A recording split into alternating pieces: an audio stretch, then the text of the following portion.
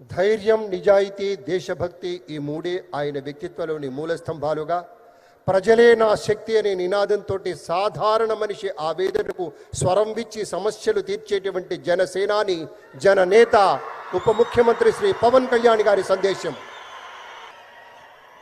వేదిక పైన ఆసీనులైన మనందరికీ స్ఫూర్తిదాయకమైన నాయకులు, మన గౌరవ ప్రియతమ భారత ప్రధాని నరేంద్ర మోదీ గారికి 5 కోట్ల ప్రజల తరపున, మనందరి తరపున వారికి మనస్ఫూర్తిగా హృదయ నమస్కారాలు తెలియజేసుకుంటూ స్వాగతం పలుకుతున్నాను.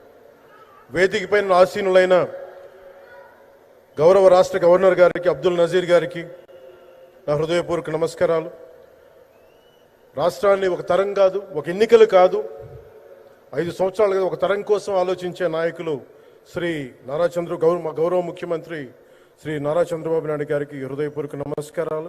అలాగే వారి తండ్రి అడుగుజాడల్లో సమర్థవంతంగా అన్ని శాఖల్ని, తనకిచ్చిన అన్ని శాఖల్ని సమర్థవంతంగా నిర్వహిస్తున్న యువ నాయకులు లోకేష్ గారికి నా హృదయపూర్వక నమస్కారాలు. వేదిక పైన ఆసీనులైన కేంద్ర మంత్రివర్యులందరికీ, సహచర మంత్రివర్గ సభ్యులకి, ఇక్కడికి విచ్చేసిన శాసనసభ్యులందరికీ పేరు పేరు నా హృదయపూర్వక నమస్కారాలు.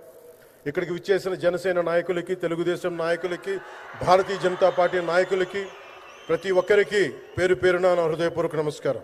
మనకి ప్రధానమంత్రి గారిని ఒకటే ఒక పదంతో పిలుస్తాం, కర్మయోగి.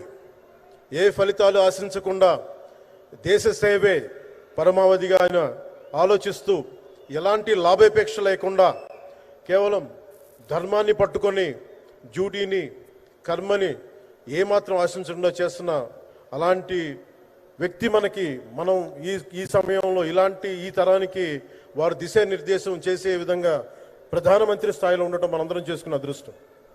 One who performs duty with truth, righteousness and discipline without attachment to results and dedicates action to the protection of those of the motherland attains eternal glory.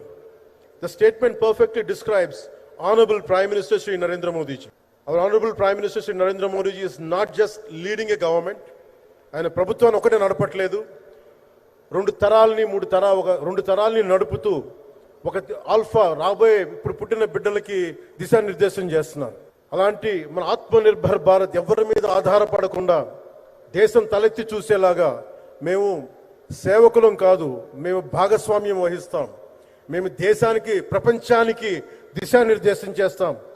Bharat అగ్రగామి, అంతేగాని కూర్చోబెట్టి చేతులు మడుచుకొని మేము భయపడతా ఉండే దేశం కాదు. తలెత్తుకొని పొగరగా, ఒక దేశపు జెండా ఎంత పొగరుగా ఉంటుందో అంత పొగరుతోటి భారతదేశాన్ని ప్రపంచ పటంలో నిలబెట్టిన మోదీ గారు మనకి ఈ రోజున ఈ కార్యక్రమానికి విచ్చేసి, ప్రత్యేకించి మొన్న గూగుల్ వచ్చింది, అలాగే ఈ రోజున ముఖ్యంగా దాదాపు 13,000 కోట్ల పైచిలుకుతోటి ఈ రోజున మనకి పెట్టుబడులు వస్తూ ఉన్నాయి.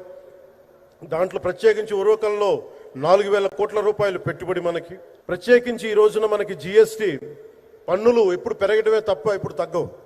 అలాంటి పన్నుల భారాన్ని మనకి మోదీ గారు వచ్చాక దాదాపు ప్రతి కుటుంబానికి సంవత్సరానికి, ఇందాక సోదరు లోకేష్ గారు చెప్పినట్టుగా, ఒక 20,000 రూపాయలు ఆదా చేసుకునే అవకాశం కలుగుతుంది.